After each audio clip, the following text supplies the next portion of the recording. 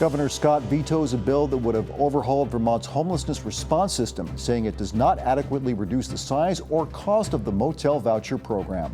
Because of this, we're going to continue to see the fight at the state level over who has access to GA emergency housing, for how long, who gets left out in the cold.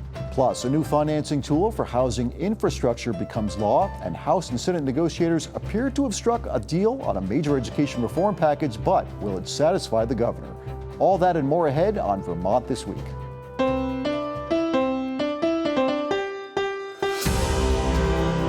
From the Vermont Public Studio in Winooski, this is Vermont This Week. Made possible in part by the Lintelak Foundation and Milne Travel. Here's moderator Mitch Wertlieb.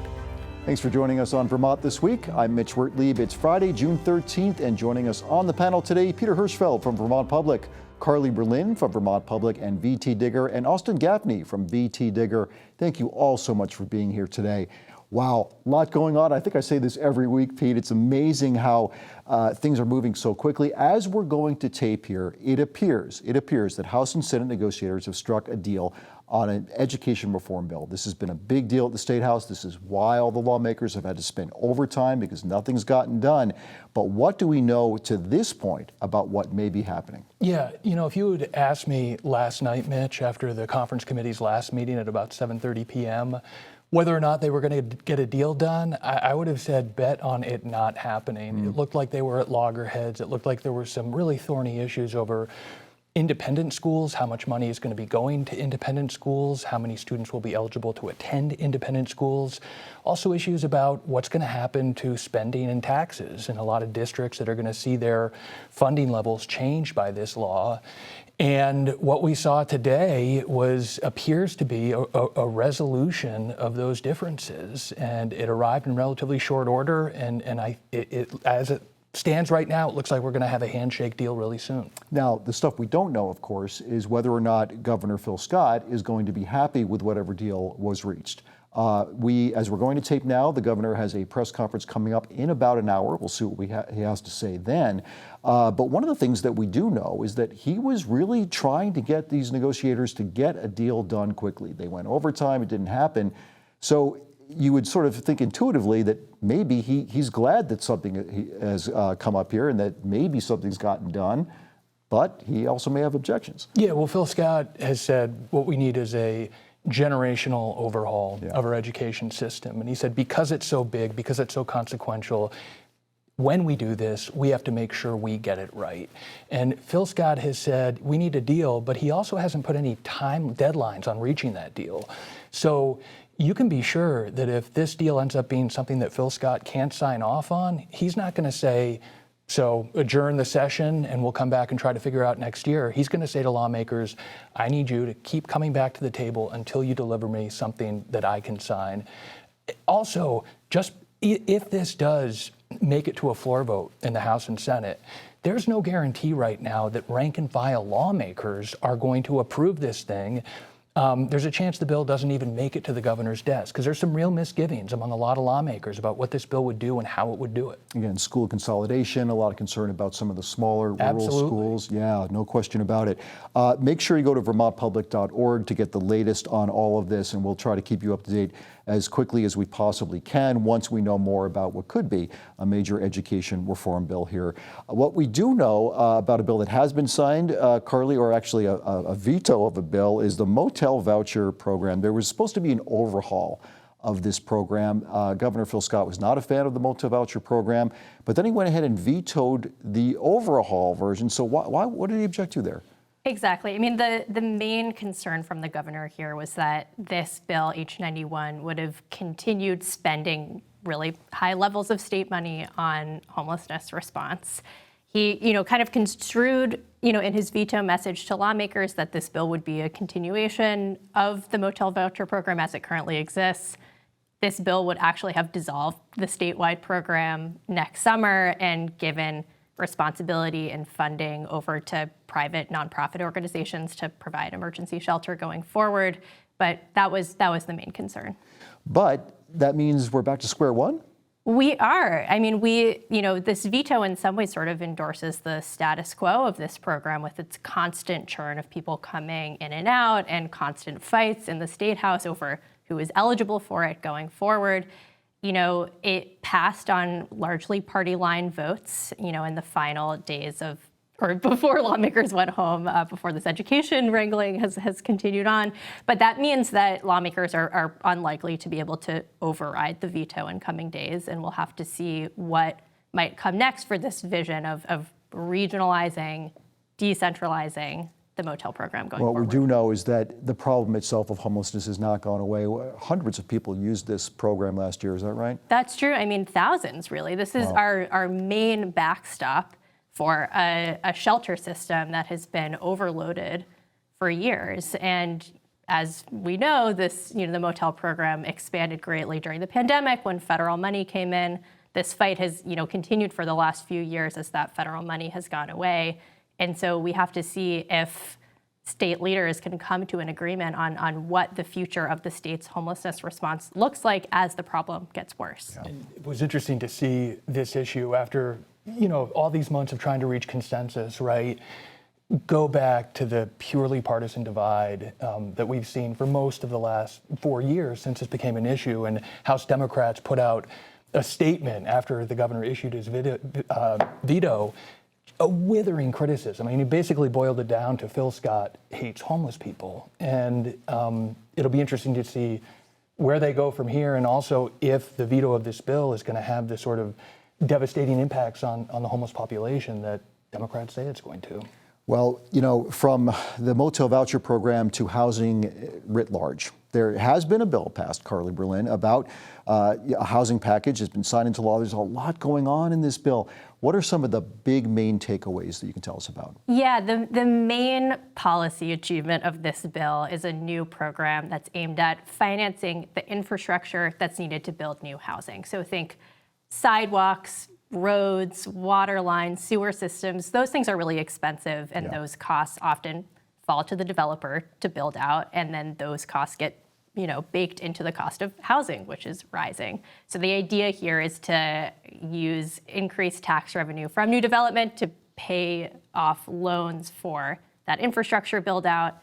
And the policy is the new law will create kind of like a pilot program, basically. So this will exist for a decade, but over the course of that decade, there's basically a $2 billion infrastructure investment authorized here. So that's pretty sizable. It is sizable. Is it fair to say that House lawmakers here were a bit more concerned about the kind of housing that might get built given the passing of this new bill? In other words, we don't want a bunch of, very expensive houses being built at the ski chalets. We want affordable housing.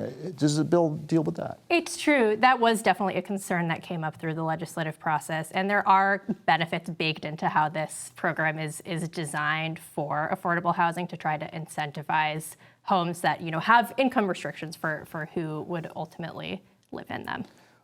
Apologies for getting into the nitty-gritty of this, because as I said, some of this stuff is really complex. But I have to ask, there's something called the but-for test in this bill. And I think what this means is, would a project have gone forward but for the public financing? Yes. Is that about right? What else can you tell us about that? Yeah, so this was a major place of contention as the bill worked through the House. The House added this but-for test after the Senate had passed an earlier version of the bill.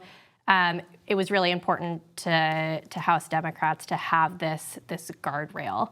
And that test made it into the final version. It was tweaked a little bit in the final committee of conference.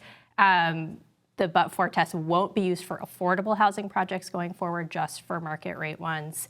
But the kind of negotiating tactic here was, the House the House and Senate agreed that they could keep the but-for test, but raise the amount of money that they would authorize this tax increment going forward. So that cap, that controversial cap. Right. And so they came to an agreement on those two pieces, and that was enough to get Scott's buy-in. And Pete Hirschfeld, you've been covering a lot of this too. $2 billion bill here. I mean, is this going to move the needle on the housing that Vermont desperately needs? I think that's the thing that I bet Carly is most excited about following in the wake of this bill being enacted into law. This has all been a theory up until this point. Is this going to be, in the absence of historic allocations from the federal government in the form of COVID stimulus money,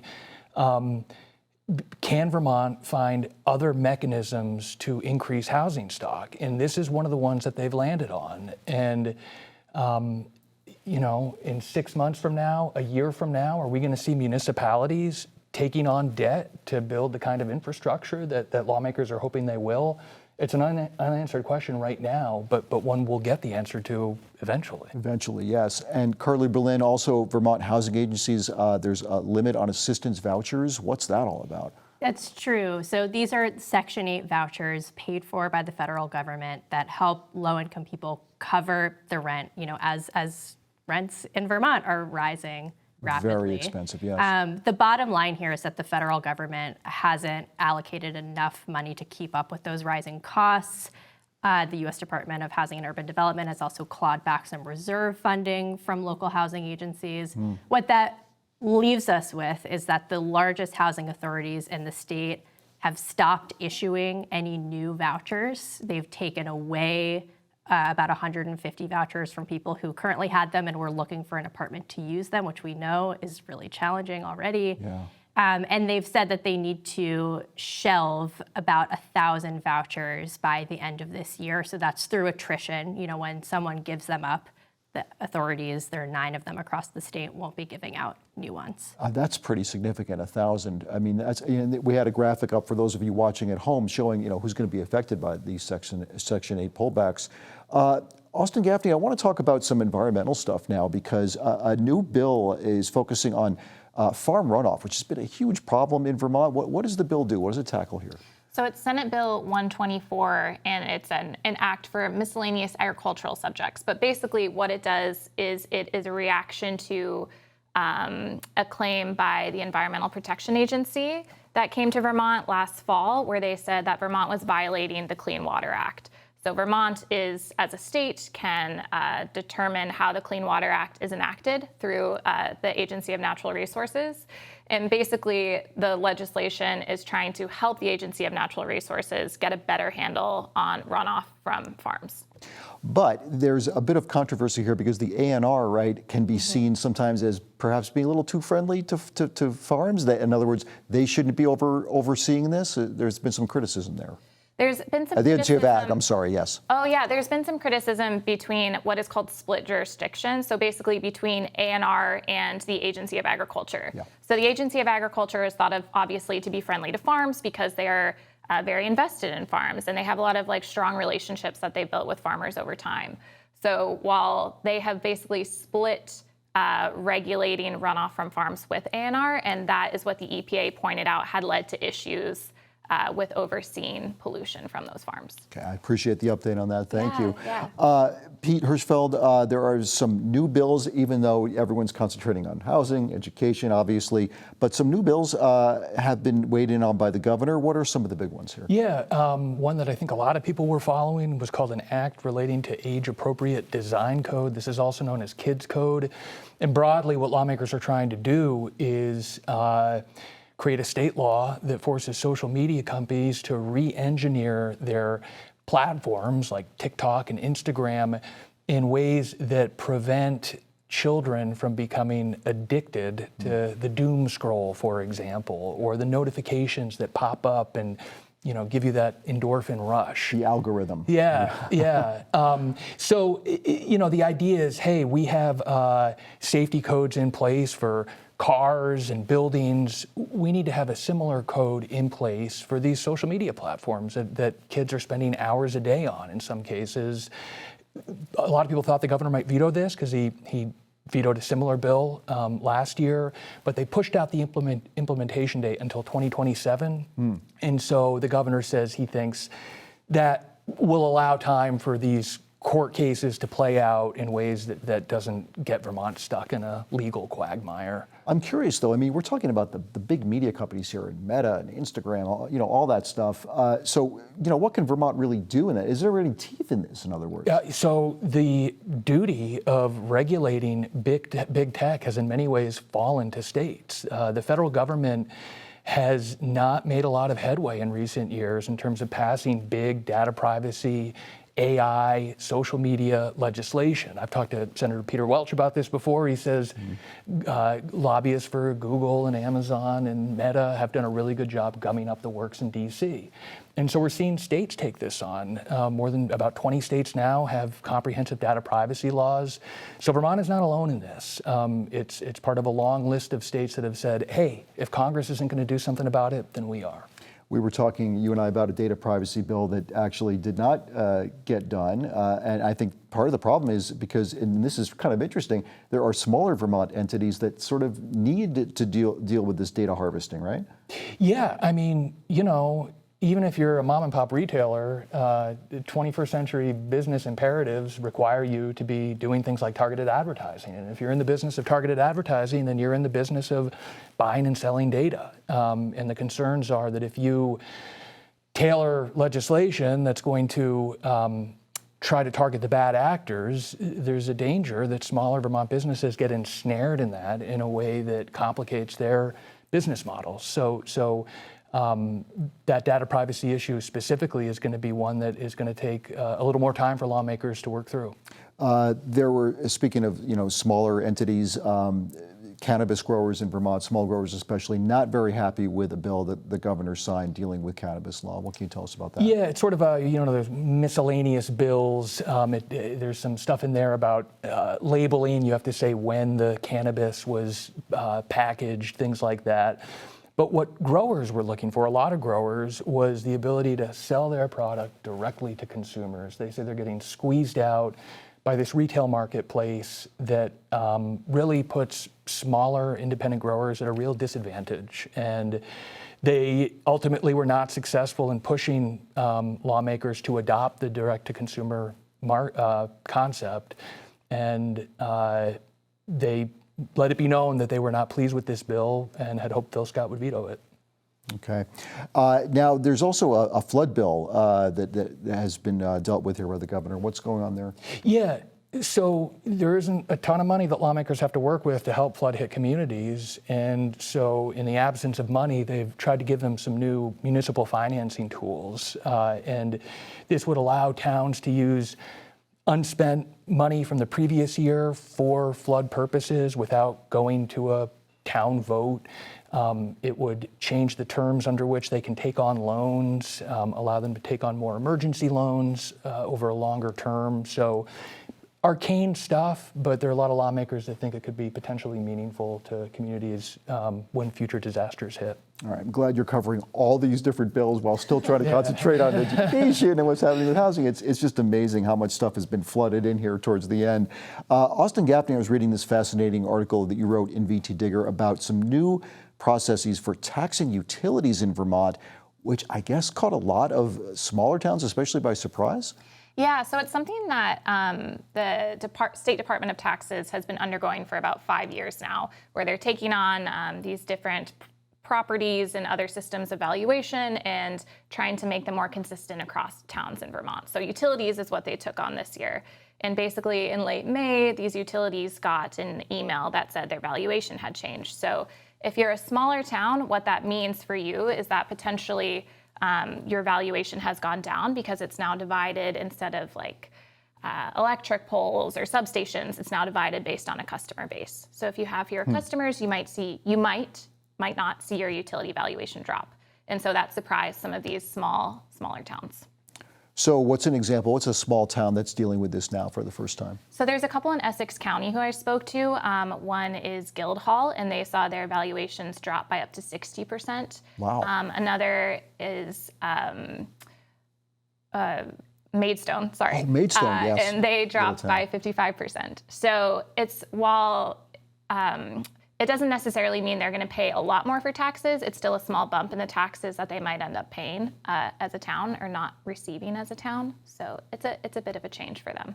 And why did this change come about again? Because they wanted to make the total system more fair? Is that basically what it is? Yeah, essentially. It's a pretty wonky subject, but the idea is that they're trying to make the valuation system for utilities consistent across the board, like it is under national standards.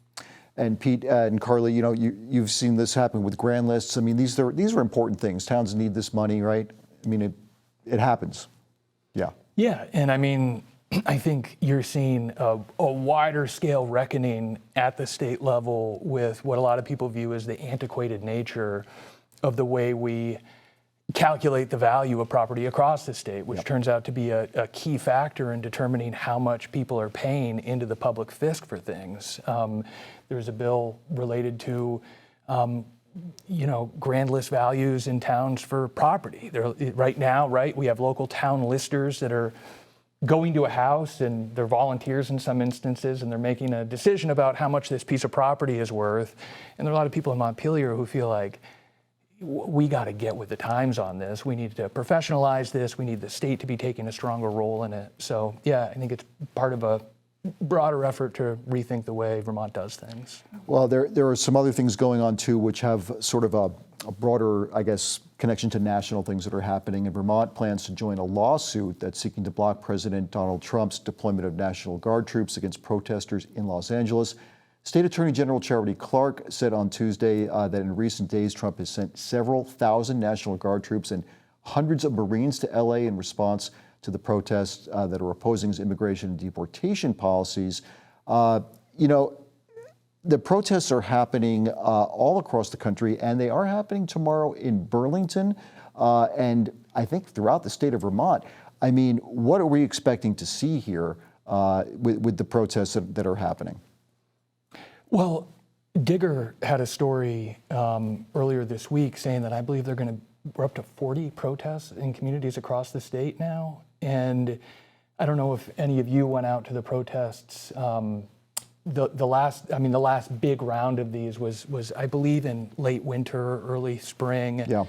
And I was surprised at turnout in places like Barton, in places like Newport, places that you don't necessarily think of as liberal bastions in Vermont. And I think it's going to be interesting to go around the state tomorrow and see what this looks like and see what people have to say and see how many people turn out. Yeah, these are called the No Kings protests. And, I think when you talk about these smaller places and, we have seen the immigration policies that Trump has put in effect here have an effect on dairy farms, for example. And I know you've all been following this too. There are workers here in Vermont that are keeping some of these farms operational, keeping them afloat. So perhaps that is why we're seeing some of these protests come out in places that you would not expect in Vermont. I think one of the things that's given this issue so much salience is Vermont, is because of stories like the migrant farm workers that were arrested in Berkshire, like the Columbia University student that was arrested when he reported for a citizenship interview in White River Junction. Or construction workers in affordable housing project in Newport. Yeah. So this is happening around the state tomorrow. It's going to be very interesting to see what the response is. Now, we haven't, again, there's been talk about National Guard troops, and we don't know, there's no word whatsoever that there will be any kind of a National Guard troop presence here in Vermont. We don't think that's going to happen, but it is something that we're going to have to watch out for. And do you all think, and I'm just opening this up here, is this going to put some pressure on Governor Phil Scott, depending on what happens with these protests? At some point, if Phil Scott wants to retain the enormous popularity that he has had with Democratic voters in this state, I think he is going to have to show them more in the way of resistance and opposition to President Donald Trump. We've seen signs that voters want that. There was a letter that 64 voters from Guilford, Vernon, and Brattleboro sent to the governor just a couple weeks ago saying, we need you with us on this. We need to hear your voice. And I think that sentiment represents a pretty broad view among the Vermont electorate that cares about property taxes, that cares about housing, and that thinks the governor is the one to lead on those issues, but that also need him to be part of what they view as a broader resistance against the second Trump presidency. I mean, it's very interesting because what Governor Phil Scott has said more recently, I know he has been critical of Donald Trump in the past. He said he's not voted for him, he's voted for other candidates over him. But what he has said is that we can't react to every little thing Donald Trump does. In other words, his point is that's sort of what Trump wants. You know, when he does something that's provocative and we overreact, that's hurting everyone's cause. But again, you know, given the large numbers of people that have come out here, you know, Austyn, for example, you know, VTDigger covering these protests, you know, is this a point where Governor Phil Scott is going to have to maybe take more of an active role in saying, you know, I am not for this. We have a right to protest peaceably in this country? I wonder if he'll take after Governor Gavin Newsom at all, who has really been outspoken about what he feels like is the unlawfulness of sending National Guard troops and Marines to Los Angeles without request from the state or from the city. So I think Governor Gavin Newsom is sort of setting a model, and obviously he's a Democrat and he has strong political ambitions, but I think other governors might start stepping up into that same place, and I don't know what Governor Phil Scott will do. Yeah, it's going to be very interesting to see. But again, these protests are happening tomorrow, Saturday, in 40 towns around Vermont. And of course, we'll be talking about it and covering also the education bill when we know more about that next week. And we will have that information for you. In the meantime, go to vermontpublic.org to find out the latest. As we have to leave it for today, I want to thank our panel so much. Peter Hirschfeld from Vermont Public, Carly Berlin from Vermont Public and VTDigger, and Austyn Gaffney from VTDigger. Thank you all so much for being here. Really appreciate it. I'm Mitch Wertlieb. Thank you so much for watching and for listening to Vermont This Week. And I hope you tune in again next week for Vermont This Week.